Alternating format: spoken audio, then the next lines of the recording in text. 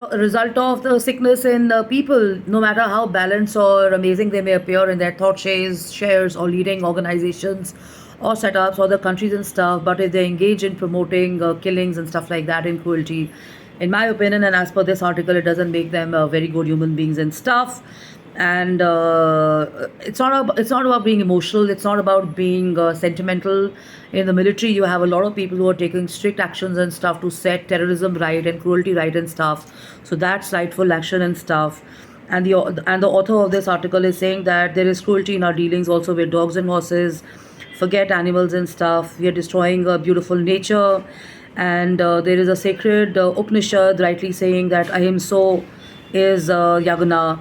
Surely, true religion should teach us to be guardians of birds and beasts and stuff, and we shouldn't be engaging in killing and stuff like that.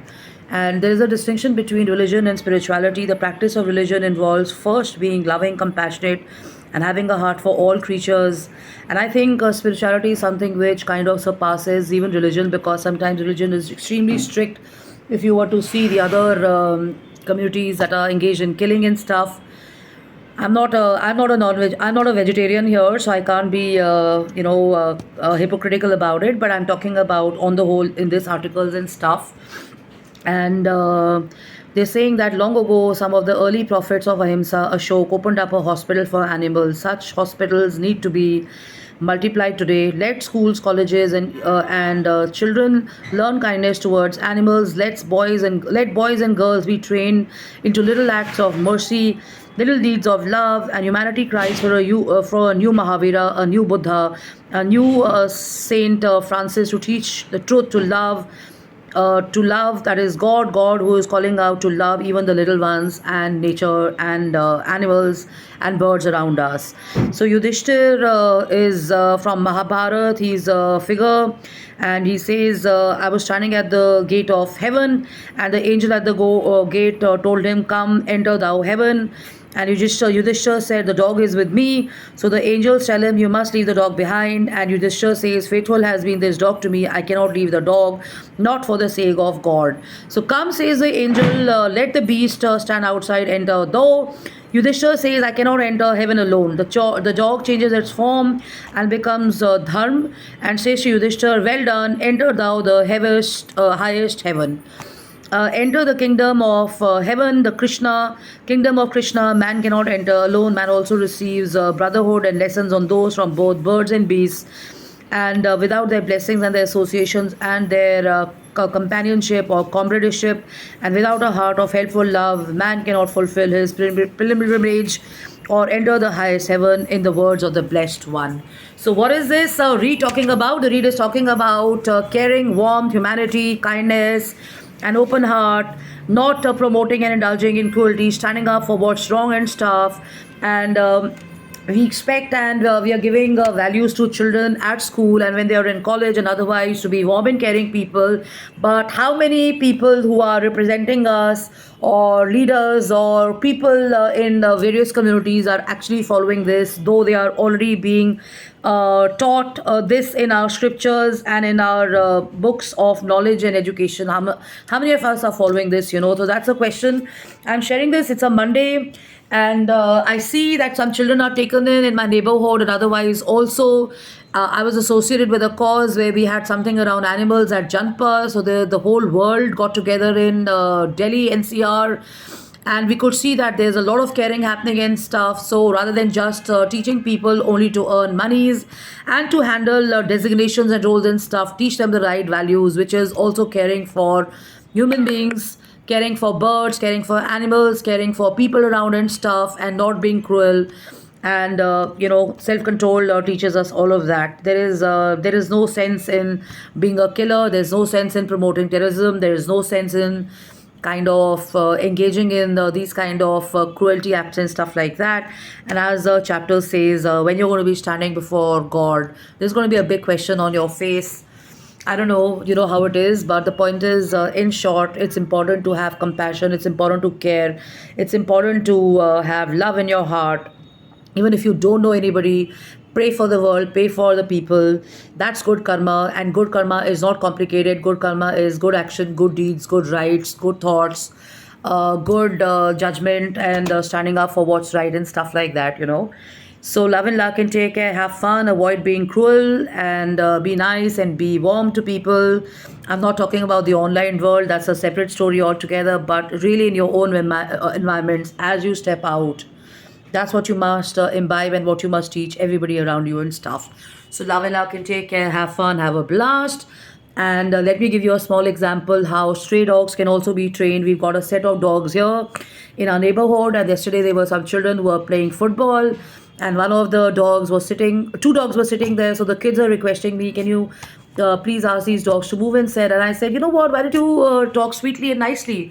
So one child, one boy, I think he was in 8th or 9th, went and said, कृपा करके आप हटेंगे यहाँ से, can you just move from here? So the dog didn't budge. So there was another guy who came in, Aditya his name, very sweet guy.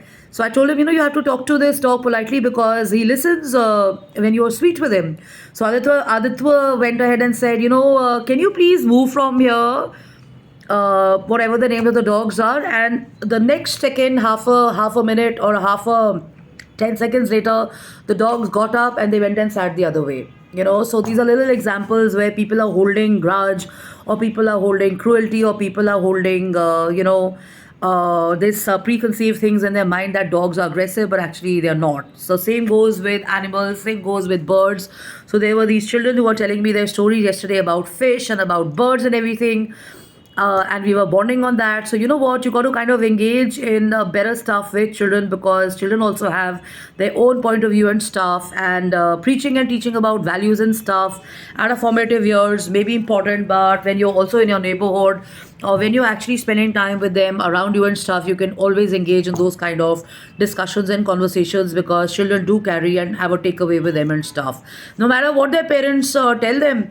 I mean, in Corona, I've had situations where there was this girl in my neighborhood, her parents had stopped the child from beating the dog and stuff, but the dog really loved the dog, the child really loved the dog, and she came and quietly told me, Didi, I want to have a chat with you. And I said, what? And she said that dog there has had a fight, and I think she's got some she's got some germs and something. I think maybe she's got some disease or whatever, so take care of her. So if that child wouldn't have come and told me, we wouldn't have been able to take actions. So it's a humble request that even if you don't like animals, avoid filling the mind of children and other people anti animals and anti birds or whatever, because children are supposed to be caring, children are supposed to love human beings and nature and everything, and you don't want them to grow up to be cruel people, right? Children follow whatever they observe, so make it a point to have good conversations about care and everything. And this read has really inspired me also to stick to it and stuff. And there is a good side to religion. It's not like all religions are bad. So love and luck and take care, have fun, have a blast. The ending statements are for who, for who beholds in every form the one living life, sees all separate living things issued from the one, such a one is by the eternal blessed, he attains nirvana. Wow, so that's enlightenment.